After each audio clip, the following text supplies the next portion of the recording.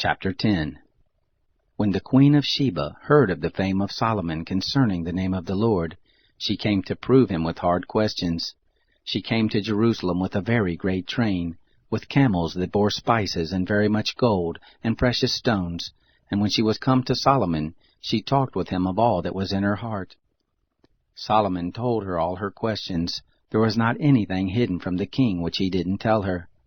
When the queen of Sheba had seen all the wisdom of Solomon, and the house that he had built, and the food of his table, and the sitting of his servants, and the attendance of his ministers, and their clothing, and his cupbearers, and his ascent by which he went up to the house of the Lord, there was no more spirit in her.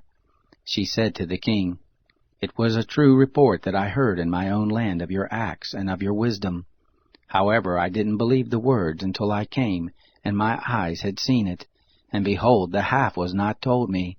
Your wisdom and prosperity exceed the fame which I heard. Happy are your men. Happy are these your servants who stand continually before you and who hear your wisdom. Blessed be the Lord your God, who delighted in you to set you on the throne of Israel, because the Lord loved Israel forever. Therefore he made you king, to do justice and righteousness." She gave the king 120 talents of gold, and a very large amount of spices and precious stones. There came no more again such abundance of spices as these which the queen of Sheba gave to King Solomon. The navy also of Hiram, that brought gold from Ophir, brought in from Ophir great quantities of almug trees and precious stones. The king made of the almug trees pillars for the house of the Lord, and for the king's house, harps also and psalteries for the singers. There came no such almug trees, nor were they ever seen again to this day. King Solomon gave to the queen of Sheba all her desire, whatever she asked, besides that which Solomon gave her of his royal bounty. So she turned and went to her own land, she and her servants. Now the weight of the gold that came to Solomon in 1 year was 666 talents of gold, besides that which the traders brought, and the traffic of the merchants, and of all the kings of the mixed people, and of the governors of the country. King Solomon made 200 bucklers of beaten gold. 600 shekels of gold went to 1 buckler. He made 300 shields of beaten gold.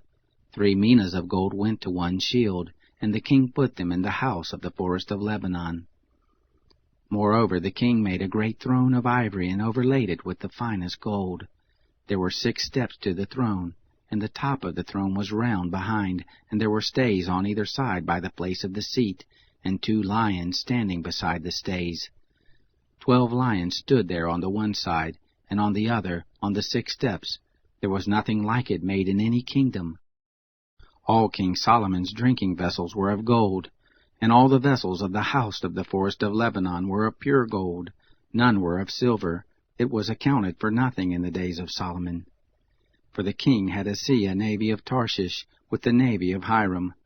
Once every 3 years the navy came of Tarshish, bringing gold, and silver, ivory, and apes, and peacocks. So King Solomon exceeded all the kings of the earth in riches and in wisdom. All the earth sought the presence of Solomon, to hear his wisdom, which God had put in his heart. Every man brought his tribute, vessels of silver, and vessels of gold, and clothing, and armor, and spices, horses and mules, at a set rate year by year. Solomon gathered together chariots and horsemen, and he had 1,400 chariots, and 12,000 horsemen, that he kept in the chariot cities, and with the king at Jerusalem. The king made silver to be in Jerusalem as stones, and cedars he made to be as the sycamore trees that are in the lowland for abundance. The horses which Solomon had were brought out of Egypt, and the king's merchants received them in quantities, each quantity at a price. A chariot came up and went out of Egypt for 600 shekels of silver, and a horse for 150. And so for all the kings of the Hittites, and for the kings of Syria did they bring them out by their means.